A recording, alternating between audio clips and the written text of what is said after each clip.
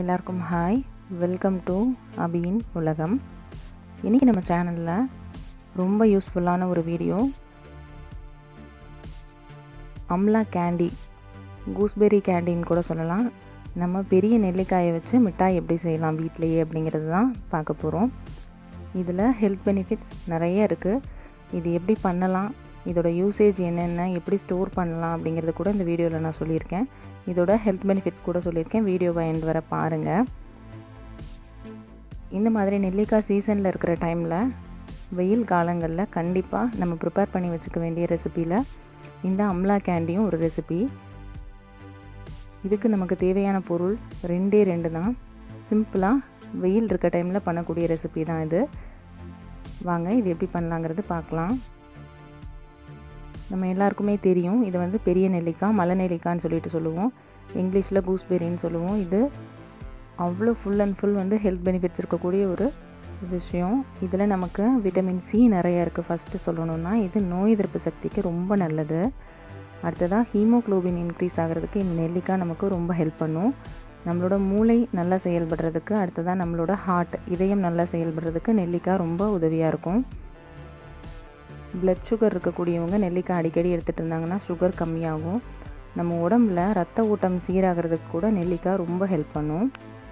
ஒரு நெல்லிக்காய் எடுத்துக்கிறது கிட்டத்தட்ட ஒரு ஆப்பிள் சாப்பிட்றதுக்கு சமம் அப்படின்னு சொல்லுவாங்க.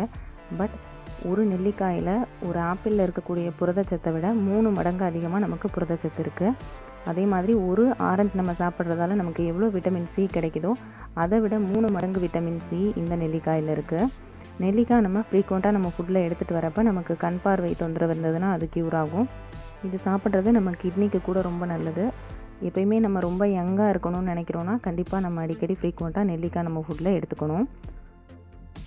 இப்போ நம்ம எடுத்துருக்க நெல்லிக்காயை நல்லா கழுவிட்டு தொடச்சி எடுத்து வச்சுருந்தேன். அந்த நெல்லிக்காயை இப்போ நம்ம இட்லி பாத்திரத்தில் ஆவியில் வேக வச்சு எடுத்துக்க போகிறோம். டைரெக்டாக கூட நம்ம தண்ணி ஊற்றி ஒரு பேனில் வேக வச்சுக்கலாம். அப்படி வேக வைக்கிறப்ப அந்த தண்ணியை வந்து கீழே கொட்டுற மாதிரி இருக்கும். அதனால் ஏன் தண்ணி வேஸ்ட் பண்ணணுங்கிறதுக்காக இந்த மாதிரி ஆவியில் வச்சு எடுத்துக்க போகிறேன். நீங்களும் இதே ட்ரை பண்ணுங்கள், ரொம்ப பெஸ்ட் இந்த மெத்தடை. பாருங்கள், ஒரு 3லேருந்து 5 நிமிஷம் வெந்துச்சுனாலே போதும்.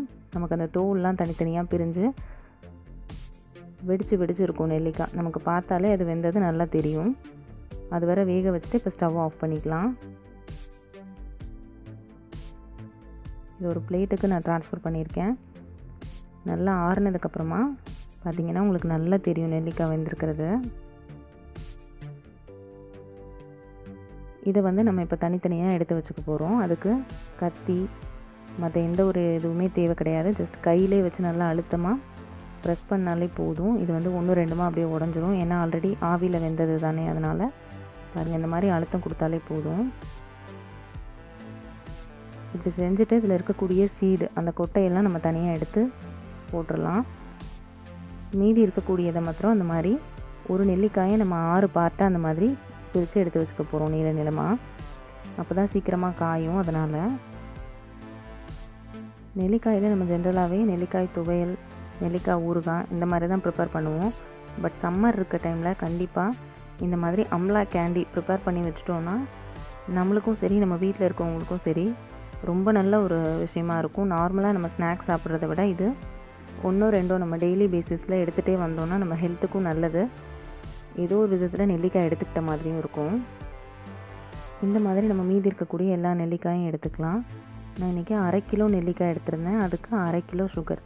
எந்த அளவு நம்ம நெல்லிக்காய் எடுத்துக்கிறோமோ அதுக்கு ஈக்குவல் ரேஷியோவில் ஜீனி எடுத்துக்கணும். அப்போ தான் இனிப்பு கரெக்டாக இருக்கும். உங்களுக்கு ரொம்ப தித்திப்பாக வேணும்னா இன்னும் ஒரு 100 கிராம் சுகர் அடிஷ்னலாக ஆட் பண்ணிக்கோங்க. ஆனால் 1/2 கிலோலேருந்து குறைச்சிடாதீங்க.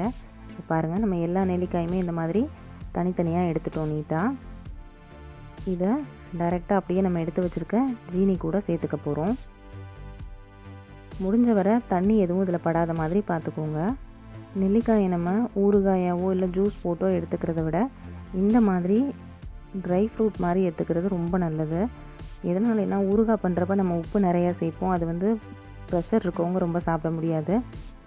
ஜூஸ் போட்டு சாப்பிட்டோன்னா அந்த அன்றைக்கே நம்ம சாப்பிட்டு முடிக்கணும். அளவும் வந்து நம்ம அதிகமாக எடுத்துக்கிறதுக்கு வாய்ப்பு இருக்குது.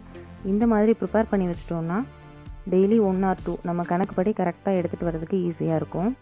பாருங்கள், இது 2 நாள் நான் மூடி போட்டு அப்படியே ரெஸ்ட் பண்ணியிருந்தேன். 2 நாள் கழித்து இவ்வளோ தண்ணி விட்டுட்டு வந்திருக்கு. நல்லா ஊறி இருக்குது நெல்லிக்காய். நான் தண்ணி எதுவுமே சேர்க்கலை. அந்த ஜீனி ஆவியில் வேக வச்ச நெல்லிக்காய் அது 2 தான் சேர்த்துருந்தேன். அதுவே நல்லா ஊறி இருக்குது. 2 நாள் ஊற வச்சிங்கன்னா போதும், கரெக்டாக நல்லா ஊறி வந்துடும். இப்போ இந்த மாதிரி ஒரு ஸ்ட்ரெயினர் இருந்ததுன்னா நீங்கள் வடிகட்டிட்டு எடுத்துக்கோங்க.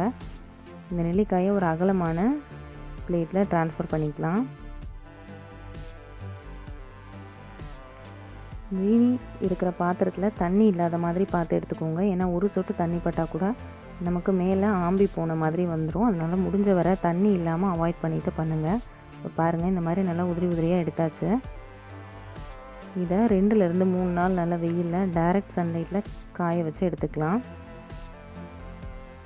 நம்ம சேனலில் ஆல்ரெடி சம்மர் டைமில் செய்ய வேண்டிய குழம்பு மிளகாய் தூள் ரெசிபி போட்டிருக்கேன். அதோட லிங்க் ஐகார்ட்லேயும் டிஸ்கிரிப்ஷன்லேயும் கொடுக்குறேன், செக் பண்ணிக்கோங்க.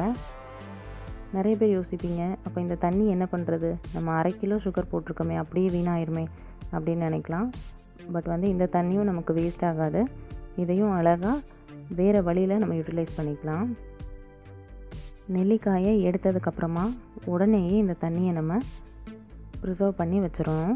இப்படியே டைரெக்டாக நம்ம தண்ணியாக ஸ்டோர் பண்ணி வச்சோன்னா நல்லா இருக்காது. இப்போ பாருங்கள், இதை தொட்டு பார்த்தா சும்மா பச்சை தண்ணி மாதிரி இருக்கும். நம்ம நார்மலாக தண்ணியை கையில் தொட்டால் எப்படி இருக்குமோ அதே மாதிரி இருக்கும். அதனால் இதை நம்ம என்ன பண்ண போகிறோன்னா, ஒரு கம்பி பதத்துக்கு முன்னாடி வர அளவுக்கு கொதிக்க வச்சு எடுத்துக்க போகிறோம். மீடியம் ஃப்ளேமில் இது ஒரு 1/4 மணி நேரம் இந்த தண்ணி நல்லா கொதிக்கட்டும். பாருங்கள், இது கொதித்ததுக்கப்புறம் எவ்வளோ கிளியராக இருக்குன்னு தண்ணி. ஒரு 15 நிமிஷம் கொதிச்சிருக்கு. இதை இப்போ நம்ம தொட்டு பார்க்கலாம். ஒரு கம்பி பதம் வரணுங்கிறது இல்லை, லைட்டாக அந்த பிசுபிசுப்பு தன்மை நமக்கு தொடுறப்பே தெரியும். இந்த அளவு இருந்தால் போதும்.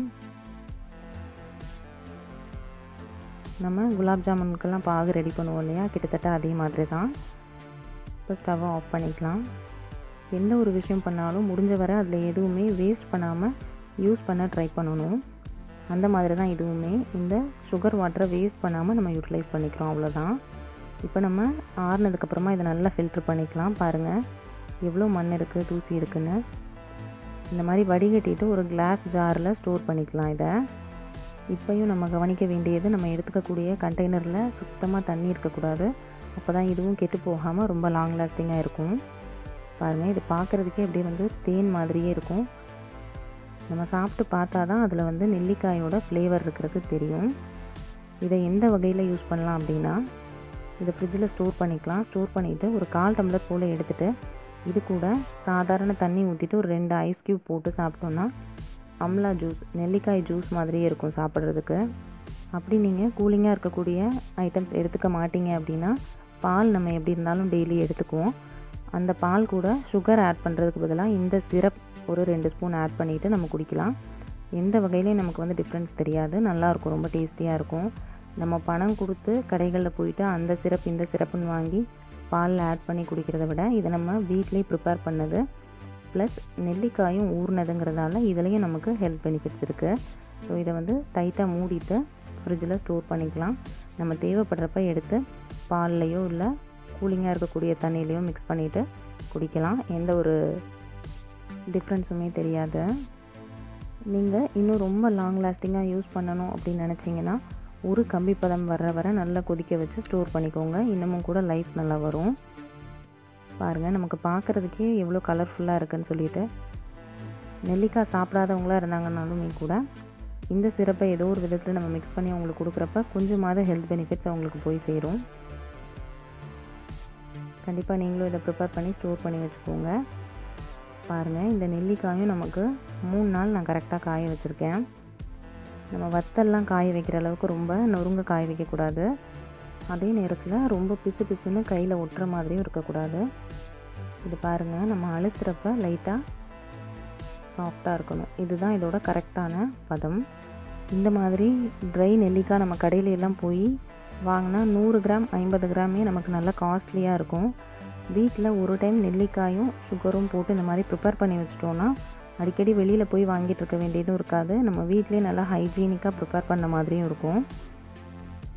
இது நம்ம ஜஸ்ட் ரெகுலராக நம்ம என்ன ஒர்க் பண்ணுறோமோ ஒர்க் பண்ணிகிட்ருக்கப்பயே 1 or 2 பீசஸ் ரெகுலர் பேசிஸில் வாயில் போட்டு மென்று சாப்பிட்டாலே போதும். ரொம்ப ஹெல்த்தியான ஒரு ஸ்வீட்டு. கண்டிப்பாக குழந்தைங்கள்லாம் இருக்காங்கன்னா நம்ம ஜென்ரலாக நெல்லிக்காயாக கொடுத்தா சாப்பிட மாட்டாங்க. அதில் கசப்புத்தன்மை, துவர்ப்பு, உவர்ப்பு எல்லாமே இருக்கும். அதனால் இந்த டேஸ்ட் பிடிக்காமல் இருக்கும் நிறைய பேருக்கு. இந்த மாதிரி ஸ்வீட் ஆட் பண்ணிவிட்டு கொடுக்குறப்ப யாராக இருந்தாலும் ரொம்ப லைக் பண்ணி சாப்பிடுவாங்க. இப்போ ஒரு 2 ஸ்பூன் சுகரை நான் மிக்ஸி ஜாரில் சேர்த்துருக்கேன். இதை நல்லா பவுடர் பண்ணி எடுத்துக்கலாம். பாருங்கள், நல்லா பவுடர் ஆயாச்சு. இது அப்படியே டைரெக்டாக நம்ம நெல்லிக்காய் கூட சேர்த்துடலாம். சேர்த்துட்டு இதெல்லாம் நல்லா சுகர் வந்து எல்லா இடத்துலையுமே கூட்டாகிற மாதிரி மிக்ஸ் பண்ணி கொடுத்துட்டு எடுத்துக்கலாம். அவ்வளோதான், நம்மளோட ஃபைனல் ஸ்டெப்பும் முடிஞ்சிருச்சு. சூப்பராக அம்லா கேண்டி ரெடி ஆயிடுச்சு. இது குழந்தைங்க சாப்பிட்றப்ப நெல்லிக்கான்னு கூட உங்களுக்கு தெரியாது. நம்ம சாக்லேட் மிட்டாயின்னு சொல்லிட்டு எடுத்து கொடுத்துட்டா போதும், ரொம்ப லைக் பண்ணி சாப்பிடுவாங்க. அவங்களுக்கு ஏதோ ஒரு விதத்தில் நெல்லிக்காய் போய் சேர்ந்த மாதிரியும் இருக்கும். இது பாருங்கள், full and full vitamins, minerals, nutrients இருக்கக்கூடிய ஒரு ரெசிபி. இந்த நெல்லிக்காய் சாப்பிட்டா எப்பயுமே யங்காக இருக்கலாம் அப்படின்னு கூட சொல்லுவாங்க. ஸோ நீங்களும் எப்போயும் யங்காக இருக்கணும்னா கண்டிப்பாக இந்த ரெசிபியை உங்கள் வீட்டில் ட்ரை பண்ணி பாருங்கள். ட்ரை பண்ணி பார்த்துட்டு உங்களோட ஃபீட்பேக்ஸை என்னோட கமெண்ட் செக்ஷனில் ஷேர் பண்ணுங்கள். என்னோடய வீடியோஸ் உங்களுக்கு பிடிச்சிருக்குன்னு நினைக்கிறேன். அப்படி பிடிச்சிருந்தா நம்ம சேனல் அபியின் உலகம்க்கு மறக்காமல் சப்ஸ்கிரைப் பண்ணிவிட்டு உங்கள் ஃப்ரெண்ட்ஸ் அண்ட் ஃபேமிலிக்கு ஷேர் பண்ணிடுங்க. தேங்க்யூ ஃபார் வாட்சிங்.